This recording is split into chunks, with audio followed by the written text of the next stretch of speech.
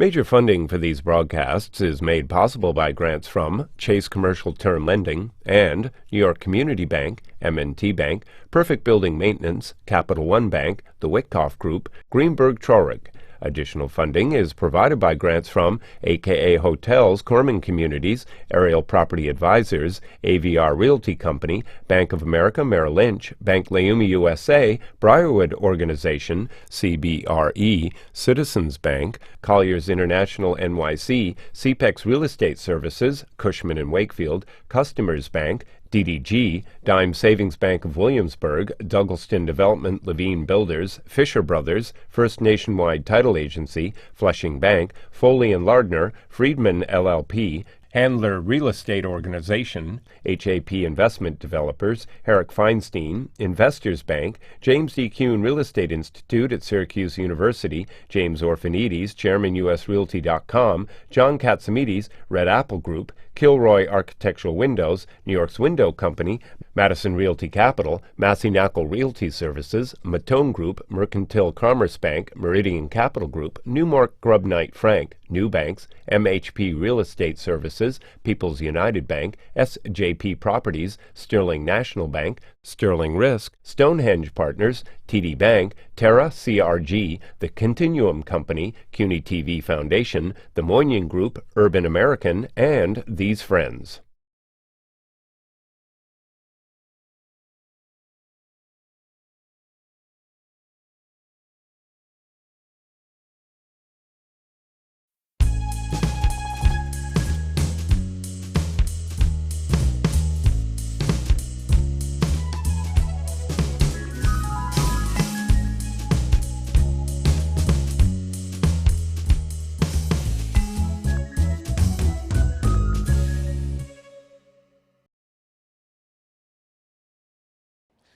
Bronx, New York, a tenement in the Bronx, Forest Hills, Wallbaums, window washing, flipping burgers, Queens College, the FBI, Mayor Koch, administrations, Pataki, and every major Jewish charity. Who do I have? My buddy, the former trustee of CUNY, Jeff Wiesenfeld. Thanks for being here today. So tell me a little bit about your parents and their parents originally. Let's go back to your father's side because it's an interesting story. Well, they were all survivors of the Nazi era. But let's talk about prior to the Nazi. My father had a typical shtetl existence in the old country prior to the war, as many Jews at that time who lived in the Pale of Settlement in Eastern Europe. Where was he? Poland or? Southeast Poland, Yaroslav, Poland, which kind of borders Ukraine, I believe, nowadays. And they ended up, because of the way Poland was divided by the Germans on the eastern side, and those Jews were absorbed into the Soviet Union and used for hard labor in Siberia. So that was a different kind of existence during the Holocaust period. And my mother, from Romania, they were under the domination of the Nazis when they came into Romania, and they were sent on a death march about 200 miles and ended up in a concentration camp area known as Transnistria region of the Ukraine. So your mother, during the war, she was about 12 or 13? She was born in 1930. So she was about 13, 14. Right, so she was in the concentration camp. Where was it? What location? The region was called Transnistria. It was a series of concentration camps, starvation camps, death camps. They didn't have, or they didn't build, maybe the war continued, they would have done so, but they didn't actually build gas chambers there. They just starved people to death and worked them to death. So what happens after the war about your father? So my father and his parents and his sisters survived. The four of them survived. They make their way to a DP camp in Germany, and they wait for their turn to be admitted to the United States, and they come to the South Bronx in 1949 through Ellis Island. And did they have relatives here at that time? Yeah, there were some in Buffalo, also survivors, but we come from a very small family. Most of the survivors ended up going to Israel. So your father's here in the South Bronx, and he gets a job in a curtain? Yeah, he was a factory laborer. He cut fabrics that were made into window treatments, curtains, draperies. In those days, they used fabrics like Dacron and fiberglass, which we know now have asbestos-like characteristics to So them. let's talk about Mom. Your mother is liberated in 1945. Yes, And by the Russians. by the Russians, and she then ends up in Israel. How does that happen? Okay, so first they go back, they try to reclaim their property and go back to their hometown in Romania. There were many gangs throughout Europe, anti-Semitic gangs, remnants of the Nazis or themselves neo-Nazis. In Romania they were called, they followed someone named Bandera, so they were called Banderitsas. And these were people that murdered Jews for having had the gall to survive and try to come back to their own homes. So there was no place for them. They went from town to town, persecuted. This happened in Poland, this happened in many other European countries. And at some point, I believe around 1947, my mother being the oldest, the other children her sisters were too young to venture out. So with my grandmother's encouragement, she got into the Haganah, and they were trying to smuggle Jews illegally into Palestine, which would shortly be reconstituted as the Jewish state, but it was under British mandate, and they were turning Jews back. And the result was, in trying to get herself smuggled in and others, her group was sent back from Haifa port to Cyprus, and she ended up in yet another concentration camp, this time run by the British. Now, when you and I got together, we were talking about something about Eleanor Roosevelt and the founder of the Hadassah. Yes, I believe that, well, several people visited out of Rachmanis and concern these children who had survived the Holocaust and were deported from Palestine to yet another concentration camp in Cyprus. And there were visits from Eleanor Roosevelt, from Golda Meir, and leading members of Hadassah. I don't know if Henrietta Sold was still alive at the time, but really serious people came out of concern and tried to raise the profile of these persecuted kids and get the British to relieve some of their quotas. When Israel is created, the state of Israel is created, she's in Haifa now? She makes her way finally in early 47, mid 47. There's some relief of the quota to some extent, and some of the Jews from Cyprus were allowed in, and she joins many other survivors and people who lived in Israel prior to the war. And Ben-Gurion declares independence, and this is a very big deal. She still claims it's the highlight of her life that she was present at the founding of the state by acclamation in the UN and later by the declaration by Ben-Gurion. Okay. So your mother's in Israel, your father's working in the factory, Yeah. living in the Bronx. Your mother's parents emigrated to Israel. She helped get them out right, of... what is it, 1954, your father? He becomes a citizen, and at that point, many people like that, when they became a citizen, they ventured out. He went to visit a cousin who also lived in Haifa in the mid-50s, and this woman, Sarah Horowitz, happened to work in the local tax office in Haifa with my mother, and that's how my father met my mother. And Israel was a very poor country at the time. There was no need for any luxury goods, including window treatments of all things. And I think with my grandmother's encouragement, not knowing that my mother would end up living in a tenement in conditions just as bad as the absorption centers that they lived in New Israel, said, you know, you might as well go. He's a U.S. citizen. So we have other mouths to feed here, and so on. So they come to New York. Your mother and father get married.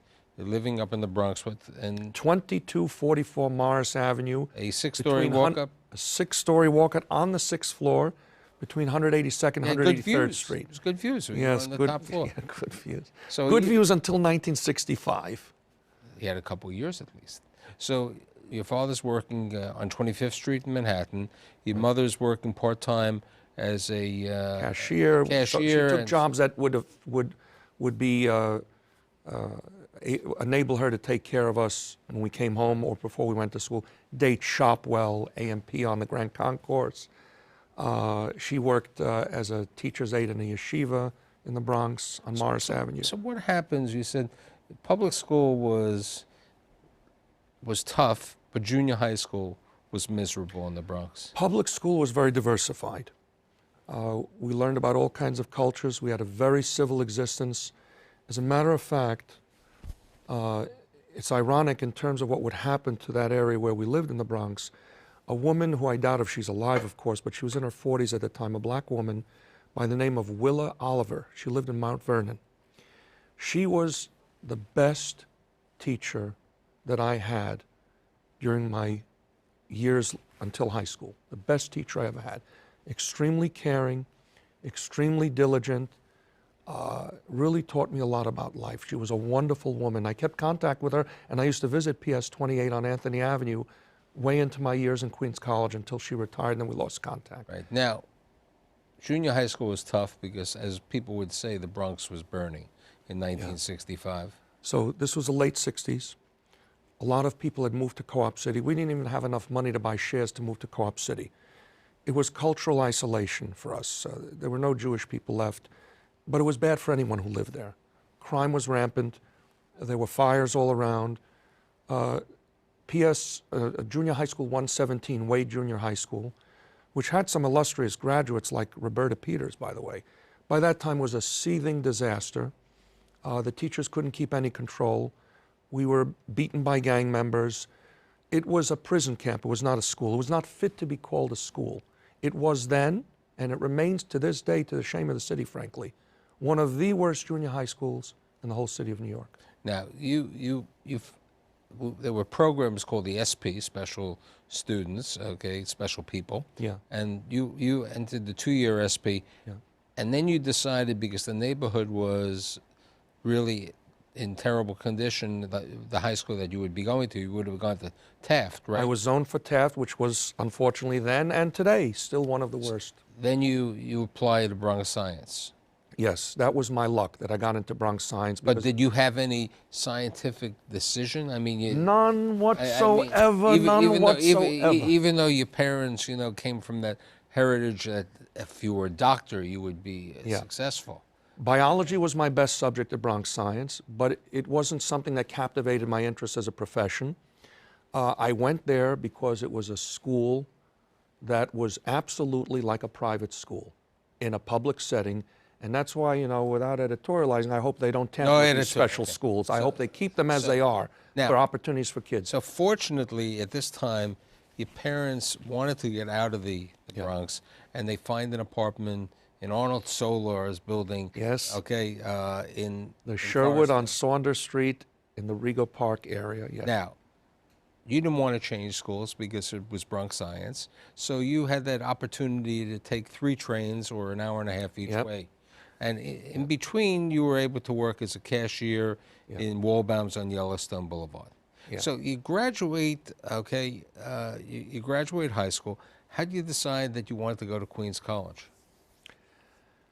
Besides the fact that you had to go. No, well, we've gone full circle. The City University was a great place. Late 60s, early 70s. Queens College was always known as the jewel of the system. CUNY, as you know, later on started to deteriorate because of lax standards. I believe Matt Goldstein, Herman Badillo, and the trustee group that came in 15, 20 years, it's turned around, so it's come full circle. It was affordable. As a matter of fact, my first year was free. Jackson and Carter, talk to me about that campaign. Okay, so in that period of my life, I became acquainted with Ed Koch and Henry Jackson's people. I didn't meet him directly until later, but I admired Henry Jackson. I believe by that time he had achieved passage of the Jackson-Vanik Amendment, which meant ultimately freedom for Soviet Jewry and many other people behind the Iron Curtain. And he was strong on defense. So I was, in those days, if you were a conservative Democrat, it's the equivalent of being a moderate or liberal Republican today. Unfortunately, I don't see too much room for people like myself in that party today. No editorializing in politics. At that time, you had people like Koch, like Jackson, that fit my way. And you joined the Student Government Association? I was in the student government and the student Jewish organizations, the student government, and I even did some broadcasting on the college radio station. Right, but you also had some interesting jobs, okay? You had the job in the butcher, pushing the meat into different sections, right? This was the nearest equivalent of a prison camp since the time I left Wade Junior High School. And it's the most remarkable terrible coincidence. It was a tough job. The guy paid me below minimum wage. It was a butcher shop where the job was to come in after the butchers left, scrape down the butcher blocks with a wire brush and soapy water, where I would get, you know, all bloodied, and then clean those off, spread sawdust, and prepare it for the next day. And then, of course, they would take trimmings off the sides of beef, which would ultimately become ground beef for hamburgers and such, and a barrel of meat which weighed a couple of 100 pounds. I would have to somehow lift it on my knee and then get it over this grinding machine and grind this chopped meat into packages of chopped meat while the machine was in the 38-degree refrigerator. When you were 2 years of age, your father went back to Israel. They thought of going back to Israel. My mother was very enamored because of the sacrifices that it took to recreate the Jewish state and to get there after she survived the war. And my father had feeling for it too, but mostly in deference to her. My father was very much in love with my mother, and he wanted to make her happy. She wasn't happy living in a tenement. She didn't care if she slept on a mattress in the desert. When I was 2 years old, he attempted, in reverence for her, to see if he could make a living there. But as I said, they didn't need these luxury goods. Speaking of a living, okay, so it was the butcher shop, it was Waldbaum's packing. How do you, window washing for $3 a window? Bank teller. Bank teller we'll get to, but before the bank teller was flipping hamburgers in Rockaway Park. Yeah, it was really interesting because it was a non-kosher place and we were kosher at home, but it was a job. I would take the Q53 bus, which was run by Tri-Borough Coach Corporation, down to the Playland area, when we had Rockaway's Playland, and right on the corner of Beach 98th Street and Rockaway Beach Boulevard, it was called Martin's Corner. It was a fast food joint. So now it's the end of college. You got to figure out what you want to do. And the Bronx High graduate, the Queens graduate, really didn't know what he wanted to do. So you get a job working for Hyman Muss, like his driver, his bookkeeper. What is it? It was bookkeeping. It was managing You the found the checkbook. job through New York Times, right? Yes. Okay. And it was the first real job. And Hyman Muss was a very prominent builder, as his son Josh and the family turned out to be later. Wonderful people. I love them dearly to this day. And the main project at the time, there were two main projects. One was what I call the Con Ed building, the Forest Hills Tower on Union Turnpike and Queens Boulevard. And they were building a development called Woodbrook, several hundred, if not more. In Staten Island? Yes, in the, what was the name?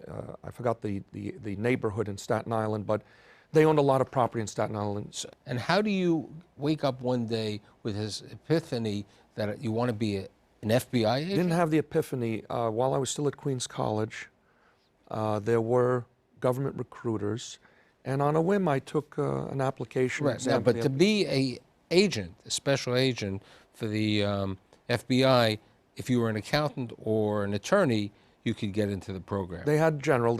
I did the clerk to agent program. So you go to Quintano? You go to Quantico, Virginia, where the Marine base was, but first they train you here as a clerk, reviewing files, doing assessment reports. Later they move you up to surveillance operative, and eventually they send you to Quantico, Virginia, and I signed up to the FBI for 3 years, and I spent 5 years there. You spent 5 years. Yes. You were enjoying it so much that... Look, it was a steady job. It was government service. Where were you living at this time? With your parents? No, my father had passed away. My mother remarried, and I was living in the apartment that we originally had, paying the rent. And then there came a point where, at that time, in order to advance in the FBI, become a full agent and so forth, you had to do a relocation circuit. They wanted the people from the small towns to go to the big city, and they wanted people from the big city to go to the small towns. They don't really do that anymore, and the pay scale is different. It was just a different era at the time. So how does Tom Manton get involved with Jeff Wiesenfeld? Okay, so at that time, when I was nearing 5 years service, I still maintained a foothold in local politics without being involved in campaigns because that was prohibited, but I stayed connected. I had been in Ed Koch's original campaign while in college in 1977 when he first became mayor, so I maintained the connections without being involved actively politically. And Geraldine Ferraro was tapped by Mondale to run with him for vice president, and that opened up her congressional seat, which she left. And Tom Manton got that seat, and I knew Manton because the districts were very different then. His district went from all the way in Sunnyside, Queens, to Forest Hills, where I live. What does he need, this former FBI agent, this Queens College Warbaum's apprentice. Congress members, for those who don't know, tend to hire people when they hire for the district office. They like to have a balance in their district, meaning they might hire one person from a western end of the district, one person from an eastern end of the district, to try and cover the district well. And I covered that end of the district, plus ethnic communities and so forth, got a job with him. So subsequently, you're working with him, and then you get a job working for Claire Shulman. Donald Maness, to everyone's shock, gets involved in this criminal enterprise, commits suicide, and everything is now wide open in Queens. The county leadership, Tom Manton becomes a county leader. I served him well through his first campaign, and the office was operating well. Congressional office is great, but it can be a little bit limiting. So I got an opportunity to take a larger job at Borough Hall with Claire Shulman. What do you do for the borough president? Housing issues, community board issues, a whole panoply of things that come under the jurisdiction then. Also, the borough president still had seats on what was then the Board of Estimate.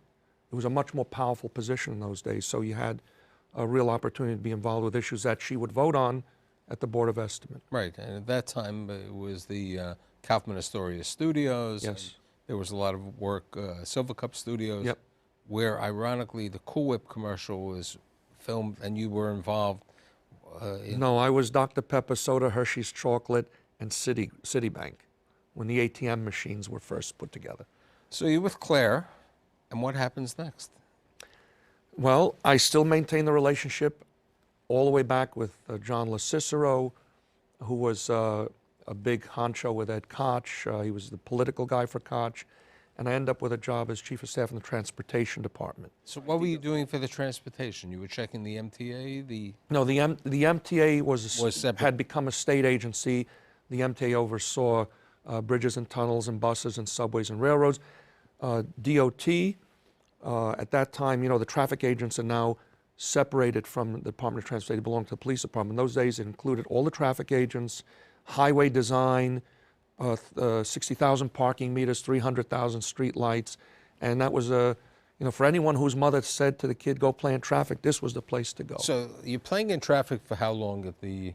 Till Koch lost 4.5 years later, 1989. So it's 1989, and Koch, if I remember, was a Democrat. And I was. And you were a Democrat. I was still a Democrat, You're yeah. still a Democrat.